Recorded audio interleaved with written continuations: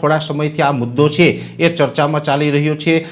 Supreme court સુધી આની જે વાત ગઈ છે એની અંદર એવું કહેવામાં આવ્યું છે કે જે 100 મીટર કરતાં નીચા પર્વતો હોય એને પર્વતો ન ગણવાની એને આપણે ખોદી શકીએ છીએ। જો કે પાછળથી મેં એવું પણ સાંભળ્યું છે કે કેન્દ્ર સરકારે દરેક રાજ્ય સરકારને એવા આદેશ પણ કર્યા છે કે અરવલ્લીના જે પર્વતો છે એને તોડવા નહીં। સત્ય શું છે એ તો પછીની વાત છે, પણ અરવલ્લીના જે પર્વતો છે એને તોડીએ તો શું ફરક પડે એ સમજવું ખૂબ જરૂરી છે। ત્યારે હું આપને જણાવી દઉં કે આપણે ભારત દેશની અંદર પર્વતો છે એટલું નથી।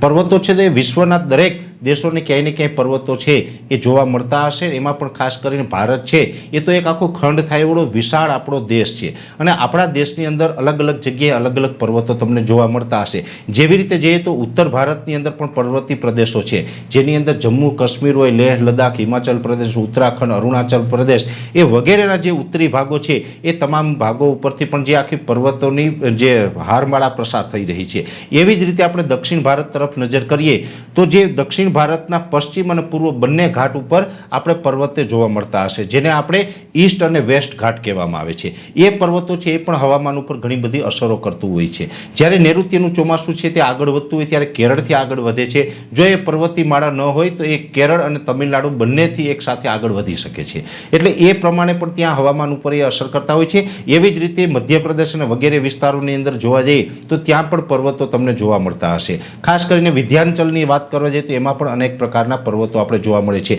એવી જ રીતે મહારાષ્ટ્રનું રત્નાગિરી છે એ પણ પર્વતોની હારમાળાથી ઘેરાયેલું રત્નાગિરી ગણવામાં આવે છે। એવી જ રીતે આપણે અરવલ્લીની ગિરિમાળાઓ છે, જે અરવલ્લીનો જે આખો પહાડી વિસ્તાર છે જેની અંદર આમ તો અરવલ્લી છે એના ઉપરથી ગુજરાતે એક જિલ્લાનું નામ પણ આપ્યું છે અરવલ્લી જિલ્લો, અને અરવલ્લી જિલ્લો છે એટલે એનું વડું મથક છે મોડાસા।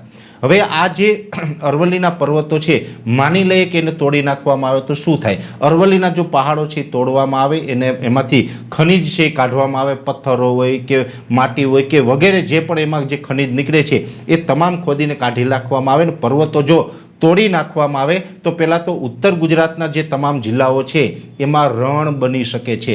એટલે કે આગળથી જે રણ દક્ષિણ તરફ ખસતી આવતું હોય એ જો પર્વત ન હોય તો ઉત્તર ગુજરાતના ભાગો છે એ મોટા ભાગના વિસ્તારો છે એ ખેતીલાયક ન રહે ને ત્યાં રણ બની જાય। રેતીનું રણ છે એ ઉત્તર ગુજરાતના ઘણા વિસ્તારોમાં રણ બની શકે છે।